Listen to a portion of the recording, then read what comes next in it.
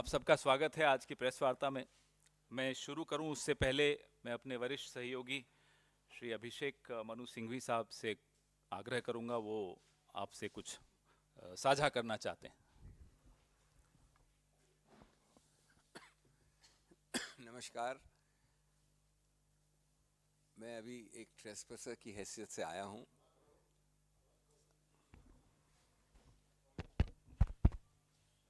मैं मेरे मित्र खेड़ा साहब के प्रोग्राम में व्यवधान इसलिए कर रहा हूं 2 क्षणों के लिए, क्योंकि ट्रेडिशन रहा है कि इस पोडियम से आपको निजी रूप से निमंत्रित किया जाए। मैं एक अपने पूरे ग्रुप, अपने पूरे परिवार जो आप लोग आते हैं हर दिन हमारे से मिलते हैं, बात करते हैं, उनके लिए लंच रख रहा हूं 18 फरवरी को। 18 फरवरी 12 बजे से 28 लोधी एस्टेट पे निमंत्रण आपको सबको मिलेगा। डिपार्टमेंट भी भेजेगा, लेकिन मैंने सोचा कि एक बार जैसे हम करते थे पुराने ज़माने से 20-25 साल से हम कर रहे हैं यहाँ पर, एक बार पर्सनली पोडियम में आके आपको कहूँ, तो कृपया आप लोग नोट कर लें। जो आज नहीं आए उन सबको भी आप बोलेंगे, लेकिन आप सबको पधारना है, पक्का आना है। 28 लोधी एस्टेट, 18 फरवरी 12 बजे के बाद लंच। और कई हमारे कांग्रेस के मित्र तो आएंगे ही, लेकिन अपने डिपार्टमेंट के लोग और आप हमारे डिपार्टमेंट के एक प्रकार से हिस्सा हैं, अभिन्न अंग हैं, ज़रूर आइएगा। This is just to very quickly cordially invite you for the 18th of February to a luncheon I am hosting, 12 o'clock onwards at 28 Lodhi Estate. It has been the tradition to come personally to the podium and tell you, so that is why I have taken the liberty of disrupting my friend's program for 2 minutes. Do please come, please tell your colleagues, and I look forward to receiving you. Thank you so much. Thank you. Thank you, sir. Thank you.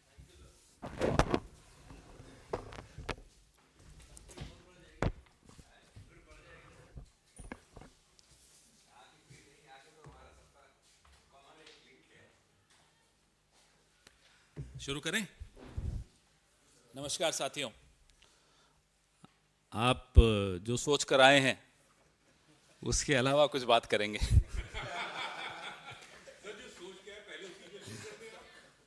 अभी पिछले हफ्ते नज़ारे देखे कि वित्त मंत्री, जो कि परंपरा है बजट से पहले हलवा बना रही होती है। पूरी अर्थव्यवस्था का रायता बनाने के बाद हलवा बनाने के ये नज़ारे देखकर थोड़ी हंसी भी आती है और अफसोस भी होता है कि किस तरह हमारी अर्थव्यवस्था की स्थिति, जो पिछले 10 साल हम बार बार कहते हैं कि अन्याय के साल, अन्याय काल जिसको हम कहते हैं, जिसकी वजह से आज राहुल गांधी न्याय यात्रा निकाल रहे हैं, आज फिर से शुरू हुई है 2 दिन के ब्रेक के बाद। इस अन्याय काल के 10 साल पूरे हो रहे हैं।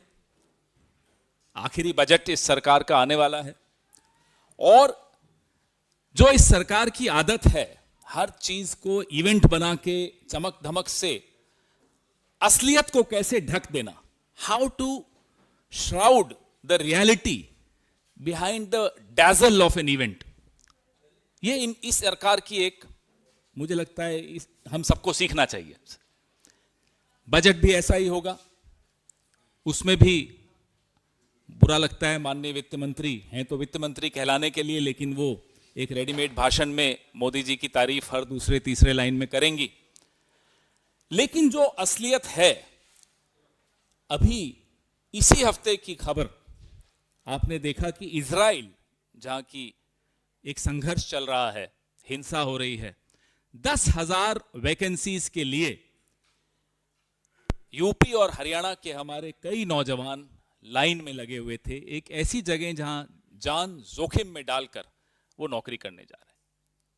आंखें खोल देती हैं वो नज़ारे।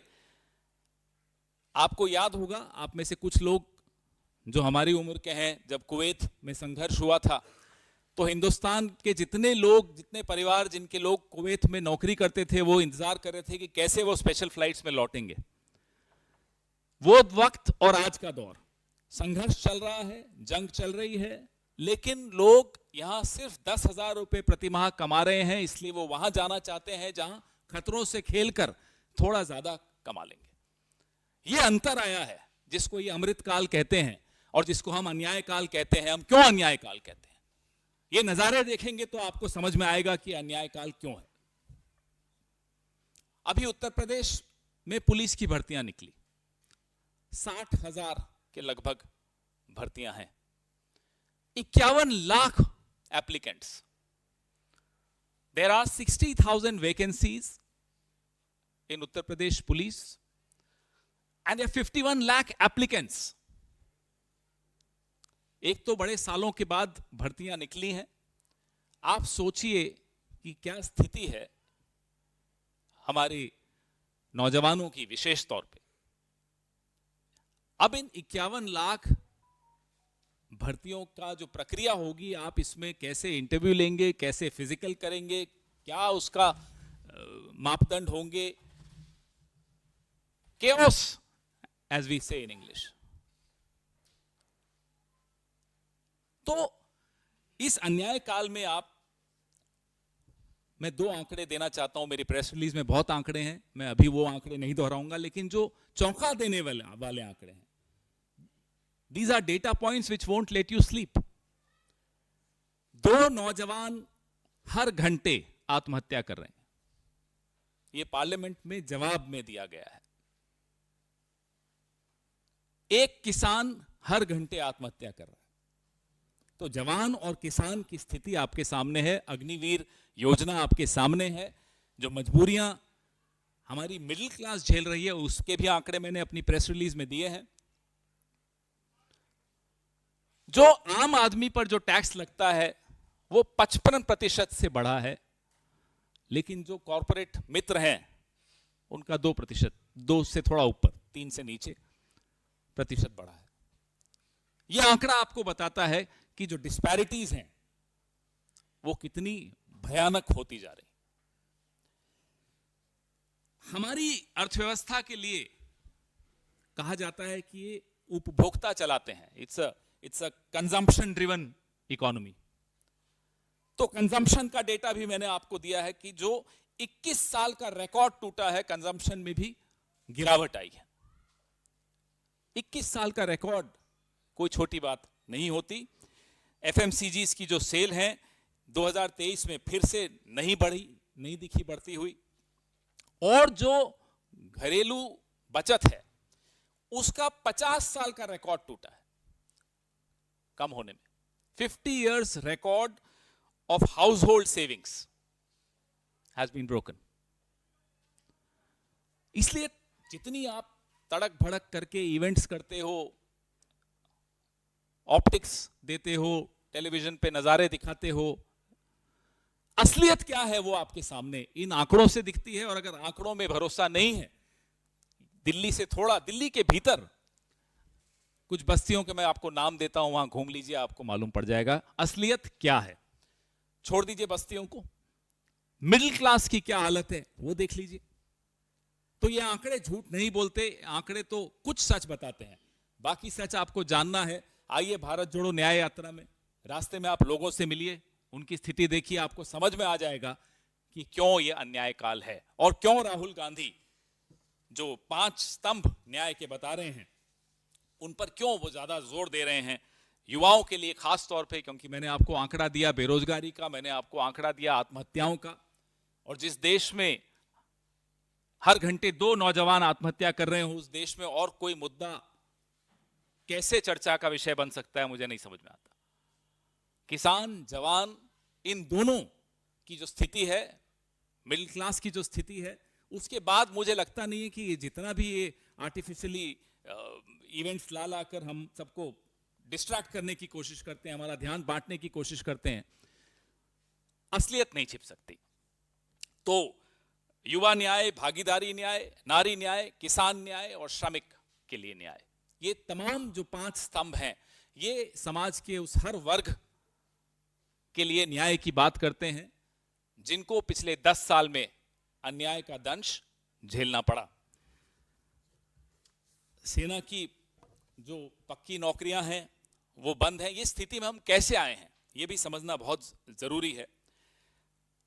भारतीय जनता पार्टी अपने लिए तो साहब 25 साल 50 साल ऐसे ऐसे नारे होते हैं, या 25 साल तक भाजपा, 50 साल तक भाजपा, लेकिन जो फौजी सीमाओं पर जाएगा उसको 4 साल देंगे, खुद के लिए 50 साल, फौजी के लिए 4 साल।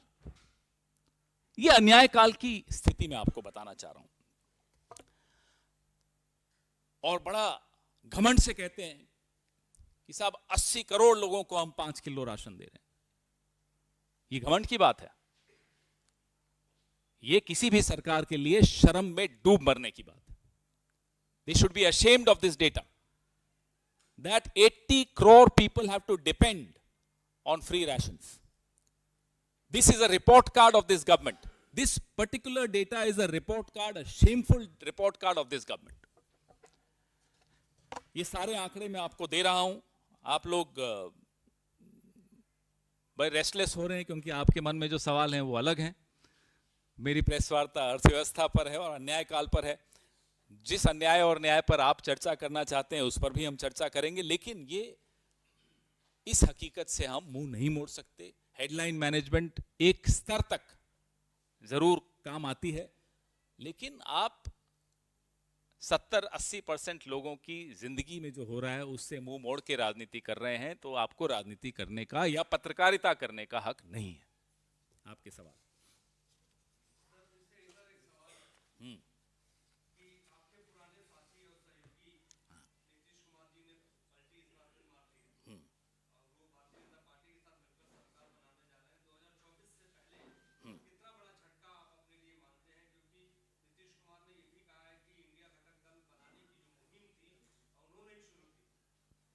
बिल्कुल की थी, किस नियत से की थी हमें नहीं मालूम।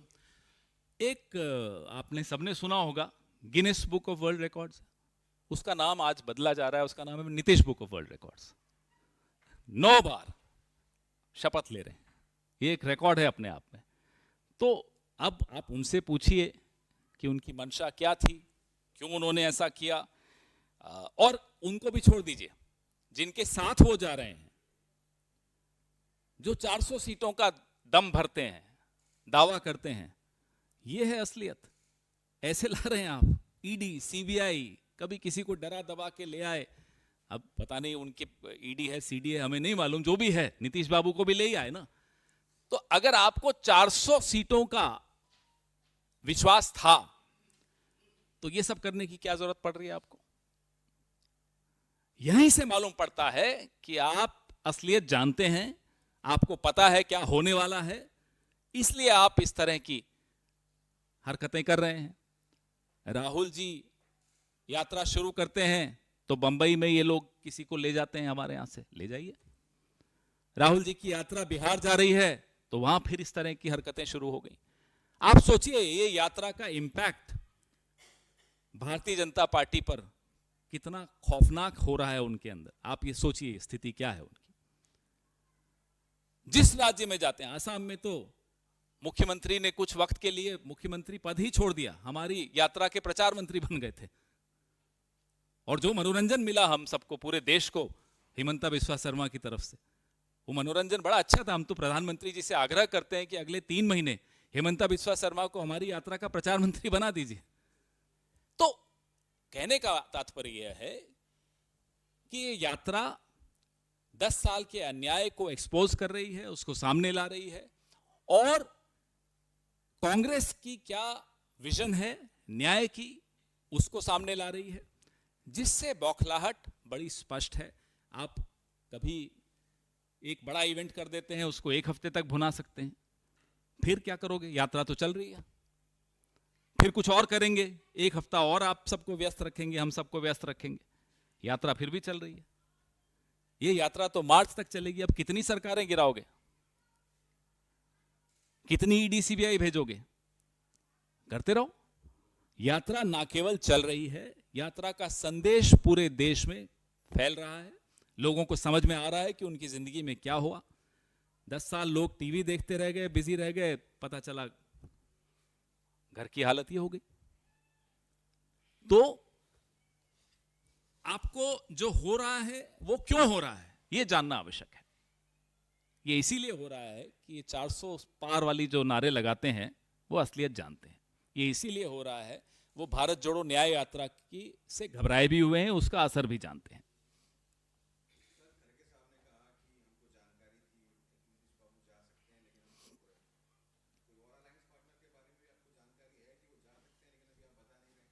ऐसा नहीं होता। एक बड़े राजनीतिक दल, राष्ट्रीय राजनीतिक दल की कई जिम्मेदारियां होती हैं। उन जिम्मेदारियों के चलते हमारा प्रयास रहा, मालूम होते हुए भी, जैसा कि हमारे माननीय अध्यक्ष ने कहा, मालूम होते हुए भी हम चुप रहे। लेकिन पूरा देश देख रहा है, बिहार की जनता देख रही है कि कौन इस दौर में जनता के साथ है और कौन उनके साथ है जिनकी वजह से अन्याय हुआ। यह संदेश आज स्पष्ट हो गया है। जो चले गए उनकी मजबूरियां रही होंगी, जो चले जाते हैं उनकी दो ही मजबूरियां होती हैं, या ईडी होती है या सीडी होती है। तो मैं नहीं जानता उनकी क्या मजबूरी है। जी, हमारे मित्र हैं, हाँ, कहिए ना।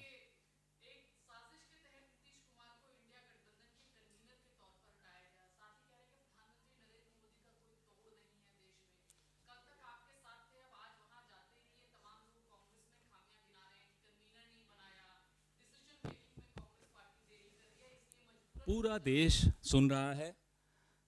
एक हफ्ते पहले त्यागी जी क्या कहते थे वो भी पूरा देश सुनता था। एक हफ्ते बाद क्या कह रहे हैं वो भी सुन रहा है। एक महीने बाद क्या कहेंगे वो भी सुनेगा। लेकिन हम सबको उनसे ये सीखना चाहिए कि कैसे पलटना, एकदम पलट जाना, ये एक कला है जो नीतीश जी से भी कुछ लोगों को सीखनी चाहिए और त्यागी जी से भी सीखनी चाहिए कि उसको कैसे जस्टिफाई करना है। फिर पूरा देश, पूरा इंडिया अलायंस हकीकत जानता है कौन नीतीश बाबू को कन्वीनर बनाने के लिए सबको एक मंच पर लाने की कोशिश कर रहा था। यह भी सबने देखा, सब जानते हैं। और नीतीश बाबू जब अपने कमरे में अकेले होंगे, आईने के सामने जाएंगे, तो उन्हें भी हकीकत मालूम है कि किसने उनके लिए क्या किया।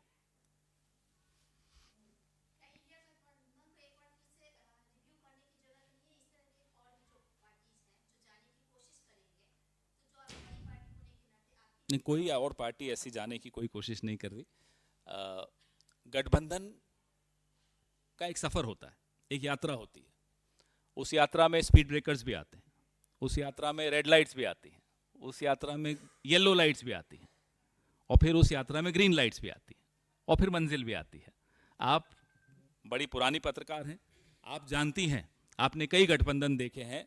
अटल जी के वक्त के गठबंधन भी देखे हैं, नरसिम्हा राव जी के वक्त के गठबंधन भी देखे हैं, सोनिया जी और डॉक्टर मनमोहन सिंह जी के वक्त के गठबंधन भी देखे हैं आपने।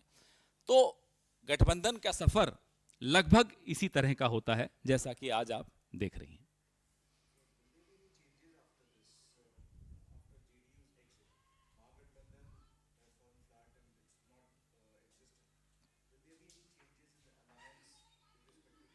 Not everything can be revealed at this stage. There are processes that are behind the curtains, but those processes are going on always. And at the right time, the outcome is shared with people and the media. There are processes that are, as I said, these processes are ongoing, always.